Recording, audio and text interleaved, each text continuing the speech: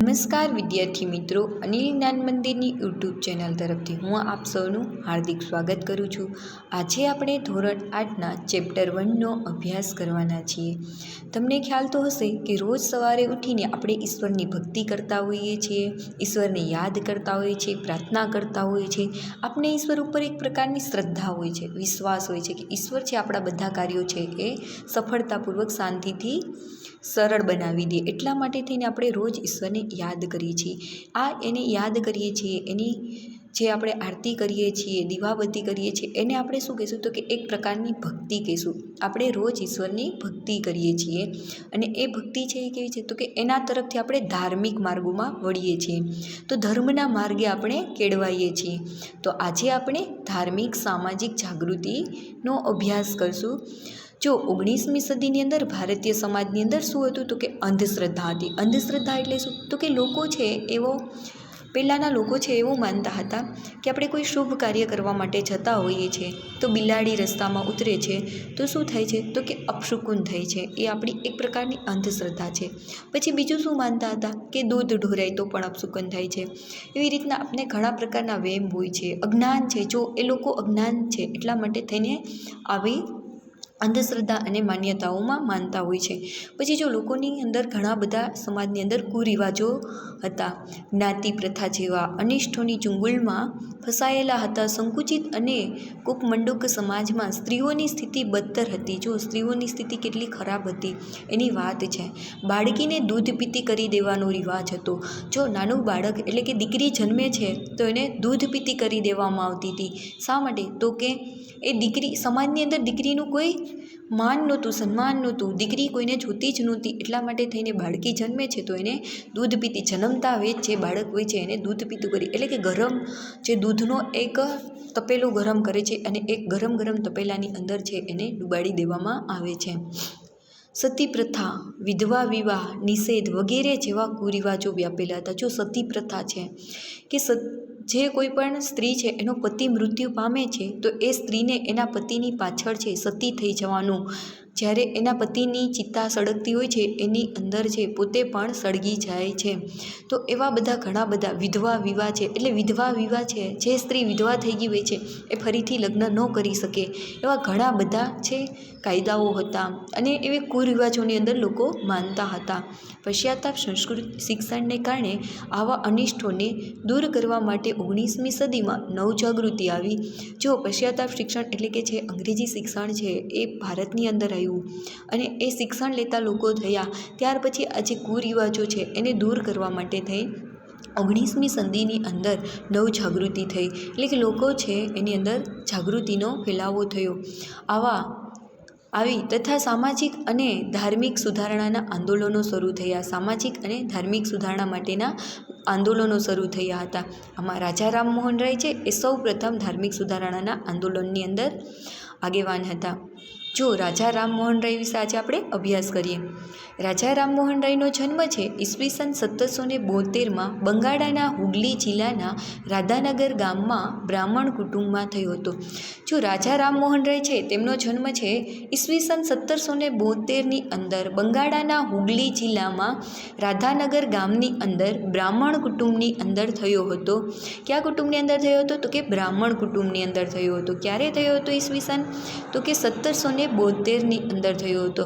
રાજા રામમોહન રાયનું લગ્ન બાળપણમાં જ થયા હતા। જો રાજા રામમોહન રાય છે તેમના લગ્ન છે નાનપણમાં નાની ઉંમરે જ થઈ ગયા હતા। વળી તેમના ભાઈનું અવસાન થતાં તેમના ભાભી સતી થયા હતા।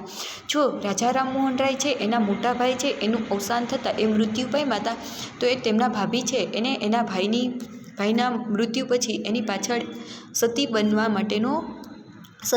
પડ્યું હતું। જે સમાજનો જે કુરિવાજો હતા એનો ભોગ બનવું પડ્યું હતું। જો તેમણે સતી પ્રથા, બાળ લગ્ન,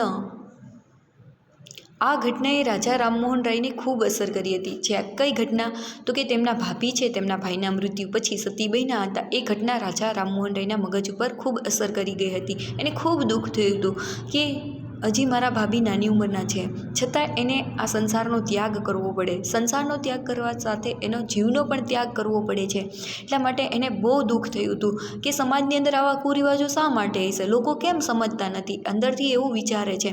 એટલા માટે થઈને તેમણે સતી પ્રથા, બાળલગ્ન, જ્ઞાતિ પ્રથા, બાળકીને દૂધ પીતી કરવાનો રિવાજ વગેરેનો ઉગ્ર વિરોધ કર્યો. જો સતી પ્રથા છે, બાળલગ્ન છે, બાળકીને દૂધ પીતી કરવું, આ બધાનું શું કર્યું હતું કે એની ખૂબ મોટા પ્રમાણે વિરોધ કર્યો અને લોકોને સમજાવવાનો પ્રયત્ન કર્યો કે આવા કુરિવાજો છે એને આપણા મગજની અંદરથી કાઢી નાખવા જોઈએ, આપણા સમાજની અંદરથી દૂર કરવા જોઈએ.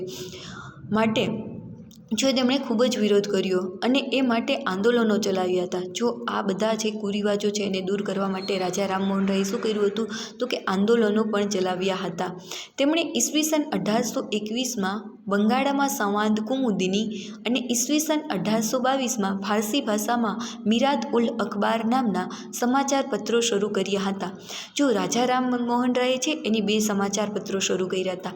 ક્યાં તો કે બંગાળી ભાષાની અંદર છે સંવાદ કૌમુદિની અને એ ક્યારે કર્યું હતું તો કે ઈસવીસન 1821ની અંદર શરૂ કર્યું હતું અને ઈસવીસન 1822ની અંદર કયું સામયિક શરૂ કર્યું હતું તો કે મિરાત ઉલ અખબાર નામનું સમાચાર પત્ર છે એની શરૂ કર્યું હતું.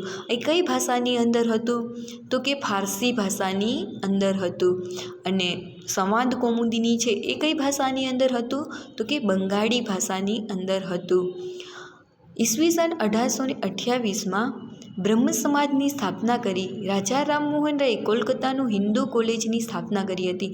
જો ઈસવીસન 1828ની અંદર રાજા રામમોહન રાયે શેની સ્થાપના કરી હતી તો કે બ્રહ્મ સમાજની સ્થાપના કરી હતી. ક્યારે કરી હતી તો કે ઈસવીસન 1828ની અંદર કરી હતી.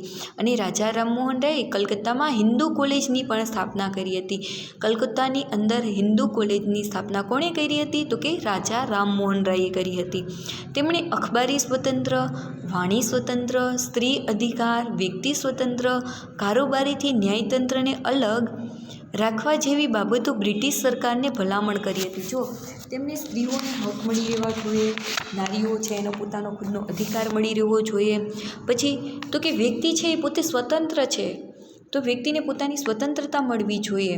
પછી તો કે ન્યાયતંત્રની સ્વતંત્રતા મળવી જોઈએ, વાણીની સ્વતંત્રતા, બોલવાની અંદર સ્વતંત્રતા મળવી જોઈએ. આ બધી સ્વતંત્રતાઓ છે એના વિશે એને કોણે ભલામણ કરી હતી તો કે રાજા રામમોહન રાયે બ્રિટિશ સરકારને આ બધા વિશે ભલામણ કરી હતી. રાજા રામમોહન રાયે સતી પ્રથાના વિરોધમાં ઝુંબેશ ચલાવી હતી. જો રાજા રામમોહન રાયે શું કર્યું હતું તો કે સતી પ્રથાનો વિરોધ કર્યો, આંદોલન કરીને પોતે ઝુંબેશ ચલાવી હતી. અને તેના પરિણામે ઈસવીસન 1829માં અંગ્રેજ ગવર્નર વિલિયમ બેન્ટિંગે સતી પ્રથા ઉપર પ્રતિબંધ મૂકતો કાયદો ઘડ્યો હતો. જો કોની સતી પ્રથા ઉપર પ્રતિબંધ મૂકતો કાયદો ઘડ્યો હતો તો કે અંગ્રેજ ગવર્નર જનરલ હતો વિલિયમ બેન્ટિંગ, એની સતી પ્રથા ઉપર પ્રતિબંધ મૂકતો કાયદો ઘડ્યો હતો. આમ રાજા રામમોહન રાયે 19મી સદીમાં ભારતની નવજાગૃતિ માટેની સામાજિક, ધાર્મિક અને રાજકીય ચળવળનો પાયો નાખ્યો હતો. જો રાજા રામમોહન રાયે છે શું કર્યું હતું તો કે સામાજિક અને ધાર્મિક અને રાજકીય જે ચળવળો છે એનો પાયો નાખી દીધો હતો. એટલે કે લોકોની અંદર નવજાગૃતિ લાવ્યા હતા અને જેને કારણે છે એની આંદોલનો કર્યા હતા. એનું પરિણામ પણ સારું આવ્યું હતું કે આ જે દૂષણો છે સમાજની અંદર, કુરિવાજો છે એ બધા દૂર પણ થયા હતા અને પોતે છે એ ચળવળો ચલાવી હતી. દિલ્હીના બાદશાહે પોતાના જાગીર હક અંગેના કેસ બાબતે રાજા રામમોહન રાયને ઈસવીસન 1830માં ઇંગ્લેન્ડ મોકલ્યા હતા. ક્યાંના બાદશાહે રાજા રામમોહન રાયને ઇંગ્લેન્ડ મોકલ્યા હતા તો કે દિલ્હીના બાદશાહે. દિલ્હીના જે બાદશાહ છે એનો જાગીર એટલે એની મિલકતના હક માટેનો જે શું કહેવાય કે કેસ હતો એને લડવા માટે છે એ રાજા રામમોહન રાયને 1830ની અંદર ઇંગ્લેન્ડ મોકલ્યા હતા. કોની તો કે દિલ્હીના બાદશાહે. ઈસવીસન 1833માં બિસ્ટોલ મુકામે તેમનું અવસાન થયું હતું. જો રાજા રામમોહન રાય છે તેમનું અવસાન ક્યારે થયું હતું તો કે ઈસવીસન 1833માં. કયા સ્થળે તો કે બિસ્ટોલ મુકામે તેમનું અવસાન થયું હતું. બ્રહ્મ સમાજે હિન્દુ સમાજની દ્રષ્ટિએ બદલવામાં અગત્યનો ફાળો આપ્યો છે. હિન્દમાં ધર્મના જડ અને અંધશ્રદ્ધાવાળા વિચારોને દૂર કર્યા છે. જો સાંભળો, બ્રહ્મ સમાજ છે એમની સ્થાપના કોણે કરી હતી? તો કે રાજા રામમોહન રાયે કરી હતી. ક્યારે કરી હતી બ્રહ્મ સમાજની સ્થાપના રાજા રામમોહન રાયે? તો કે ઈસવીસન 1828માં બ્રહ્મ સમાજની સ્થાપના કરી હતી. એ બ્રહ્મ સમાજ દ્વારા શું છે તો કે હિન્દુ સમાજ છે એની દૃષ્ટિ છે એ બદલી નાખવામાં આવી હતી. અને બીજું કે હિન્દુના ધર્મના જે હિન્દુ લોકો છે એના ધર્મની અંદર જે અંધશ્રદ્ધા હતી, વિચારો હતા, એ બધું છે અંધશ્રદ્ધાવાળા વિચારો છે, કુરિવાજો છે, એ બધું આ બ્રહ્મ સમાજ દ્વારા છે એના કાર્યો છે એવા કરવામાં આવતા કે લોકોની અંદરથી અંધશ્રદ્ધા છે, અંધવિશ્વાસ છે, આ બધું વહેમો છે એ બધું દૂર થઈ જાય. તો ચલો આજે આપણે પાર્ટ 1 અહીંયા સુધી રાખશું. પાર્ટ 2 નેક્સ્ટ લેક્ચરની અંદર જોશું.